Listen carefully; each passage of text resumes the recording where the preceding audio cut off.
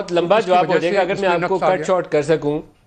اگر آپ کو کٹ شارٹ کر سکوں، ابھی بیرسٹر ظفر اللہ صاحب نے ایک بات کہی، انہوں نے کہا کہ یہ ایکٹ سے نہیں ہوگا جو 6 ماہ کا لکھا ہوا ہے، یہ آپ کو شاید کانسٹیٹیوشنل امینڈمنٹ کی طرف جانا پڑے گا. تو آپ کیا کہتے ہیں اس کے اوپر؟ جی یہی میں آپ سے ذکر کرتا ہوں. دیکھیے اب اگر آپ کانسٹیٹیوشن، جب سپریم کورٹ نے کانسٹیٹیوشن ایگزامن کیا، تو اس میں تو کوئی میعاد مقرر ہے ہی نہیں اس طرح سے. اس میں صرف لکھا ہوا ہے کہ ول بی اپوائنٹڈ. تو اس کے مطلب یہ ہوا کہ جو بھی نوٹیفیکیشن ایشو ہوگی ان کو 3 سال کے لیے اپوائنٹ کیا یا 5 سال کے لیے اپوائنٹ کیا، اس کے بعد وہ اپوائنٹمنٹ ختم ہو جائے گی. نہ کسی ایکسٹینشن کا ذکر ہے، نہ کوئی طریقہ کار ہے ایکسٹینشن کا. تو یہ چیز کانسٹیٹیوشن میں موجود ہے 243 میں. اور جب یہ سامنے آئی تو اب اس کے بعد چیف جسٹس صاحب نے صاف کہا کہ بھئی کہاں سے آپ نے کس قانون کے تحت کیا.